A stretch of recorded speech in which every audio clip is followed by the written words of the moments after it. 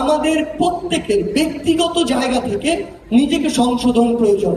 16 বছর না লাগলেও তার অর্ধেক কিংবা তার 1/4 সময় আপনার অবশ্যই লাগবে।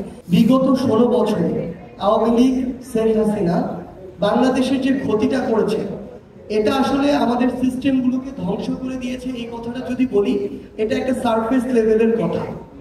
আপনাকে যদি প্রশ্ন করা হয় এই সিস্টেমগুলো কাদের দ্বারা পরিচালিত হতো, এই সিস্টেমগুলো এই দেশের মানুষ দ্বারা পরিচালিত হতো।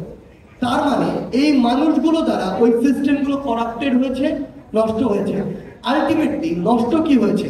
মানুষের ওই মনস্তত্ত্বগুলো নষ্ট হয়েছে, চিন্তা, চেতনা, অভ্যাস বা বিভিন্ন ক্যারেক্টার, এগুলোর পরিবর্তন হয়েছে।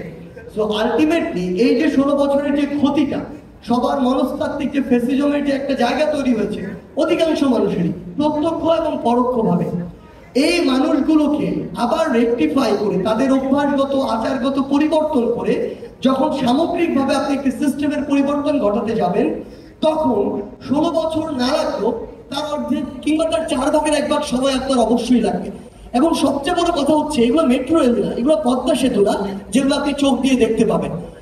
এই ক্ষতিগুলা এমন অবস্তুগত অদৃশ্য ক্ষতি, যেই ক্ষতিগুলো চোখে দেখা যায় না, কিন্তু এগুলোর ইম্প্যাক্ট অনেক বেশি, অনেক দীর্ঘমেয়াদী।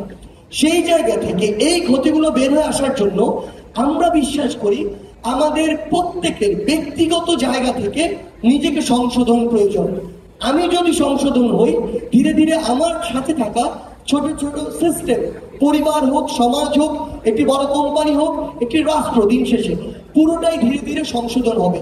আমরা বৈষম্য বিরোধী ছাত্র আন্দোলনের পক্ষ থেকে আমরা সরকারের কাছে জানাবো যে সরকারের যে জিনিসগুলো যত দ্রুত সংশোধন করা সম্ভব তারা যেন সেই পদক্ষেপগুলো নেয়।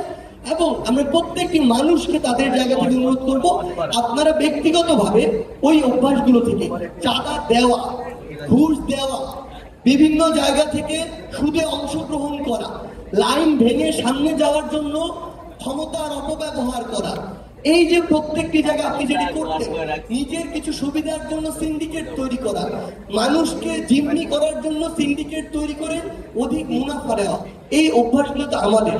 এই অভ্যাসগুলো থেকে আমরা যেদিন বের হতে পারবো, সিস্টেমগুলো অটো পরিবর্তন হয়ে যাবে।